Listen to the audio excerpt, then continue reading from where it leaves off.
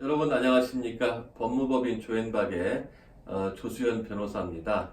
오늘은 부동산 명의신탁과 형사처벌, 한마디로 명의신탁된 부동산을 임의로 처분했을 경우에 횡령죄나 배임죄가 성립되는지 안 되는지에 대해서 한번 간단하게 살펴보도록 하겠습니다.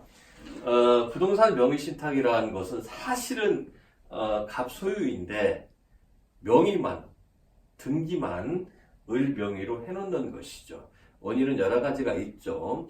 종중의 전답을 종중원 명의로 해놓는다든지, 또는 부동산을 두 명이 특정한 지역을 샀는데, 이것이 지분별로, 지분으로 등기를 해놓는다든지, 이걸 상호 명의신탁이라고 하는데, 이렇게 특별한 사유가 있는 경우는 별 문제가 없습니다만, 사실은 일반적으로 명의신탁이라고 하면 부동산 투기나 탈세 등의 명목으로 또 공직자들이 자기 재산을 은닉해 놓는 방식으로 그런 방법으로 명의신탁 제도를 악용을 하지요. 이런 명의신탁은 가능하면 금지해야 되는데 우리 부동산 실명법에서는 이런 명의신탁 약정을 전부 무효 처리를 했고 명의신탁자이건 명의수탁자이건 전부 다 형사처벌 대상으로 삼아놨습니다. 그래서 나쁜 일이 없어도 단순한 명의신탁인 경우에도 명의신탁자와 명의수탁자는 전부 다 형사처벌 대상인 점을 유념해야 되겠습니다. 이렇게 명의신탁은 일단 양자간 명의신탁과 삼자간 명의신탁이 있습니다. 양자간 명의신탁은 단 둘이 갑이 자기 소유의 부동산을 을에게 맡겨놓는 것입니다. 등기를 넘겨놓는 것이죠. 이때 을이 자기 앞으로 부동산 등기가 돼 있는 것을 기화로 멋대로 처분을 하거나 또 은행에 담보로 제공하고 돈으로 환전을 해서 임의대로 처분하는 경우가 있는데 이런 경우에는 횡령죄의 죄책을 지게 되겠습니다. 그 다음에 삼자간 명의신탁인 경우가 있습니다. 삼자간 명의신탁은 중간 생략형 명의신탁이 있고 계약형 명의신탁으로 나누는데 조금 복잡합니다. 중간 생략형 명의신탁은 갑과 을 간에 먼저 명의신탁 약정을 맺고 그 다음에 매도인과의 계약은 전부 다 신탁자인 갑이 합니다. 그래서 A와 갑 간에 매매 계약을 체결을 하는데 소유 명의는 갑을 건너뛰고 중간을 생략하고 을로 직접 명의가 넘어가는 것입니다. 그래서 중간 생략형 명의신탁이라고 하는데 이 경우에 을이 임의로 이 부동산을 처분한 경우에 횡령죄의 책임을 지느냐? 우리 과거 대법원 판례는 진다고 했습니다.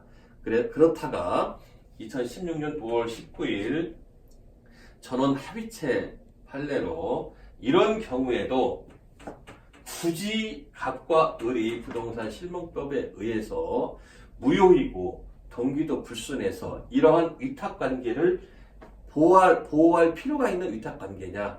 법이 꼭 을을 형사처벌을 함으로써 갑의 그러한 권익을 보호할 필요가 있느냐. 이런 근본적인 의문점을 가지고 이런 중간생략형 명의신탁의 경우에 을이 임의로 처분을 해도 횡령죄나 배임죄에 해당이 되지 않는다라고 2016년도에 판례를 변경을 했습니다. 그래서 이런 경우에도 죄가 되지 않는다고 하겠습니다. 그 다음에 계약형 명의신탁이 있죠. 계약형 명의신탁은 갑과 을 간의 명의신탁 약정을 먼저 맺은 다음에 계약의 전면에는 아까는 신탁자가 나섰습니다만은 이번에는 수탁자가 매매 계약의 전면에 나서서 A로부터 직접 을이 소유권을 넘겨가는 것이죠. 계약을 대신하는 계약형 명의신탁인데 이런 경우에는 애초부터 우리 대법원 판례는 횡령죄나 배임죄가 성립되지 않는다라고 판시했습니다. 그래서 결론적으로 제3자간 명의신탁인 경우에는 중간 생략형이건 계약형이건 간에 이제는 죄가 되지 않습니다. 우리 지금 손혜원 의원이 목표에서 부동산을 구입한 문제가 증여에 해당이 되느냐 아니면 명의신탁에 해당이 되느냐 말들이 많습니다. 손혜원 의원 같은 경우는 전부 다 증여이기 때문에 문제가 없다라고 주장을 하고 있고 그래서 그 말을 믿고 싶습니다만 혹시나 그것이 세간의 의혹대로 명의신탁에 해당이 된다면 어떤 유형일까 벌써 이미 갑과 매도인 간의 매매 계약을 체결하고 등기만 ABC로 넘겨놓은 것이죠. 중간에 계약한 사람은 신탁자인데 등기가 생략되어 있습니다. 그래서 중간 생략형 명의신탁인데 중간 생략형 명의신탁인 경우에는 아까 의리 멋대로 처분을 해도 죄가 되지 않는다고 했죠. 마찬가지로 A, B, C 모두 자기가 임의로 처분을 해도 횡령죄는 해당이 되지 않게 되는 것입니다. 부동산 명의신탁은 사실은 여러 가지 동기가 있겠습니다만은 법에서 엄격히 금지하고 있습니다. 투기나 탈세, 재산 은닉으로 많이 악용되죠. 그 자체가 바로 형사처벌의 대상이기 때문에 우리는 그런 걸 하지 않도록 각별히 유념해야 되겠습니다. 마치겠습니다. 감사합니다.